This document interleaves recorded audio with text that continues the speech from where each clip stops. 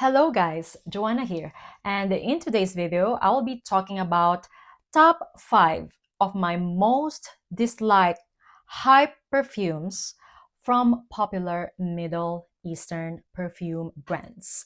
Now, let me start this video with a disclaimer that none of these fragrances are bad, okay? It's just that I didn't vibe with them. I didn't like them. They're not my style. They are not the type of fragrances that I will normally wear. I just want to let you guys know the perfumes that didn't work out for me because as a content creator, I am receiving a lot of PR and at the same time buying fragrances myself. I know already what I want in a fragrance. And for sure, a lot of you are following me because you think that we have similar taste. And because of that, I think it's very important to say as well the perfumes that I don't like personally, to be more transparent to you because that's the reason why you are watching my channel. It is mainly because of my opinion. And yeah, basically today is opinions about fragrances that didn't work out for me. Now, there is a line though between perfumes that I think are overhyped and perfumes that are hype that I don't like. And I'm gonna start this video with a perfume that I think is overhyped, but I like it, okay? Basically, this particular fragrance is different from the other 5 that I'm gonna talk about in today's video because I actually like this fragrance and I will definitely wear it. However, I just think that it is very overhyped, and this is Atiri by Latafa. I actually bought this because of the hype. I've seen people raving about this fragrance and saying that it is the best Middle Eastern perfume release this year. And what can I say? It is nice. I mean, don't get me wrong. I said that I actually like it because it is definitely a beautiful vanilla fragrance that is a little bit floral and very wearable. However, is it the best? I don't think so. If you watch my channel, I already gave you my thought about Aditi, and yeah, she's okay. However, she's not the best because even though, yes, it smells nice, it actually smells okay, she doesn't really last. Apparently, it is a dupe of Gucci's Vanilla Orchid, and that fragrance doesn't last. And Atiri is something that is very close when it comes to the performance of Gucci's Vanilla Orchid. Atiri on me lasts 3 hours to 5 hours, and I really tried to see the best out of this fragrance. And yeah, that's the reason why I'm actually letting you guys know that I like this fragrance. However, it is not the best release this year. And even though it is nice, I think if you like this scent profile, you better just go Latafa's Angham or Maison Alhambra's Atina if you want the most affordable option. But of course, if you love this bottle, because I think that this bottle is gorgeous, it is actually giving Guerlain vibes because of the bee. Of course, go for Atiri. I think this is overhyped, but it is a kind of overhyped fragrance that I like and I will wear. Now, let's talk about hype Middle Eastern perfumes that I don't like. And just to let you guys know, 4 out of the 5 fragrances that I'm gonna talk about today are already gone in my collection because I have decluttered them. Anyway, the first fragrance that I want to talk about is the perfume that I still have in my collection, and I know a lot of you love this one, Avant Silk by Maison Alhambra. Now, the opening of this fragrance is very screechy, sharp, and mothbally. I really hated the opening of this one because it has that medicinal saffron that almost smells like mothballs to me. And as it dries down, actually I do get like plum in here or something like dark berries, which is the only thing saving this fragrance for me not to declutter it. And yeah, I don't like this fragrance. I know that a lot of you love this. It is claimed to be a dupe of Creed's Queen of Silk, and I haven't tried that fragrance yet, so I don't want to compare them side by side.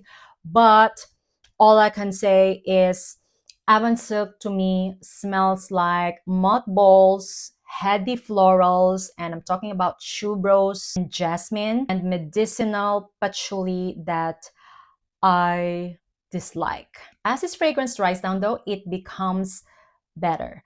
I will say the headiness is lessened, but it's still there. This is a beast mode fragrance that is somehow giving me headache. It is very heady. The jasmine and patchouli that are in here are reminding me a lot of Alien, the OG. And okay, I know that a lot of you love that fragrance, and I find them similar. And I haven't heard anyone mentioning that. They're not dupes, okay? As mentioned, this is actually a dupe of Creed's Queen of Silk, but it is giving the same heavy jasmine and medicinal patchouli that I get from Alien. And yeah, unfortunately, this is a no for me. Even though, okay, I find this fragrance actually sexy and alluring, but not my type of alluring and sexy scent, Basically, I wouldn't wear this fragrance because there's something off on my skin when I wear it. The mothball feel stays, and it bothers me. So yeah, having said that, Avant Silk is a no for me. I love the performance of this fragrance though. If you're the type who's into beast mode floral patchouli perfumes, I think you love this fragrance. Next fragrance is something that I don't have anymore because I decluttered it already, and it is Shakaf Vanilla Toffee.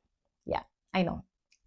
A lot of you love that fragrance, and I just couldn't make it work for me. It is too sharp and sugary sweet. I actually like sweet fragrances.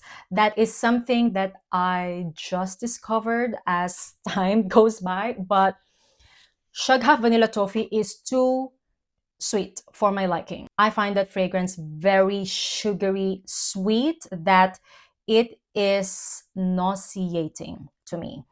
I decluttered it because I received Paris Corner's Date Caramel, and to me, that is like the best version, as it is how I want Shakaf Vanilla Toffee to smell like. Date Caramel is just rounder, and it didn't have that sugary sweet factor that's giving me headache. I find Vanilla Toffee as well very, very similar to Lush Sticky Dates. And I prefer Lush Sticky Dates for sure. But Date Caramel though, I think is the best version of the three. And yeah, Shug Half Vanilla Toffee has to go because it is very sharp and nauseating combo of dates, toffee, coffee, and sugar. My nostrils cannot deal with it. All right, next up, I will say is actually a beautiful fragrance, okay? Objectively, I know that it is a beautiful fragrance, but subjectively, it doesn't work with my skin chemistry. And I'm talking about Paris Corner's Lacta Divina. Basically, it is an affordable version of Liquid Imaginaire's Blanche Bête. And if you watch my channel, you know how much I despise Blanche Bête on my skin. Because on me, it smells like spoiled milk, jasmine, and tuberose with a sprinkle of incense. And yeah, Lacta Divina is basically Blanche Bet. A very good dupe, but if you hate Blanche Bet like me, you will dislike Lactea Divina. I know a lot of you love that fragrance, and I can see why, because it is extremely similar to Blanche Bet, and longevity and projection as well are 10 out of 10. So yeah, I can see why people are loving it. However, it didn't work out with my skin chemistry. There's something about that scent profile that smells like spoiled milk on me. All right, next up is Latafa Sehir. Now, that fragrance is very sharp, strong, pungent, and just nauseating to me. There's something about that fragrance that just doesn't go well with my skin chemistry. It smells very suede, almost like latex, and I mean like literal latex. Plus the combo of sweet almonds, I cannot take it. That suede feel actually ruined the fragrance along with the very sweet almonds. I don't like that fragrance at all, but I think if you love sweet almonds, then yeah, for sure, it can be your vibes. Longevity and projection of that one as well are amazing, and that is actually my problem because it is too strong that is giving me headache. It's the same thing what I feel about Lactea Divina and Avant Silk. Last but not the least is Paris Corner's Bayan Al Azraar. Now, I will say that Paris Corner really tried to create a dupe of Guidance with that fragrance, but it is not a dupe of Guidance. Bayan Al Azraar to me smells like a pear and hazelnut scented organic deodorant that actually made you sweat even more. It smells like sweaty, nutty odor to me. I apologize if you love that scent, but I just dislike that fragrance. That to me smells like the part of Guidance that I hate, the opening. And the part of Guidance that I love is the dry down. And basically, Bayan Al Azraar is like an unfinished Guidance to me. I get that it is lighter and fresher, but it is not Guidance at all. If someone says that it's a dupe of Guidance, it is kind of misleading actually, because it is not. And I know that there's a lot of Guidance dupes out there, but if ever you cannot afford Guidance because you find it too expensive, which it really is, I highly recommend you just checking out BDK's Impadia instead. It is still expensive, I know, but almost like half price Guidance. And to me, that is definitely more wearable. And I think most people will like it more. And it is very, very close to Guidance. Longevity and projection are amazing too. If you don't have the money for a full bottle of Impadia, buy like a 10 ml. If you just want something very close to Guidance, but just don't buy Bayan Al Azraar as a dupe. However, if Bayan Al Azraar worked out for you, you love it, of course, wear it. To me, it just didn't sit well at all. So those are the top 5 hype Middle Eastern perfumes that I don't like. I don't want to say I hate because hate is a big word, but yeah, those 5 fragrances are definitely no for me, and I didn't even like them. Now, I want to know, what is your most hated Middle Eastern Perfumes? Let's start chatting about it in the comments down below. I would love to know.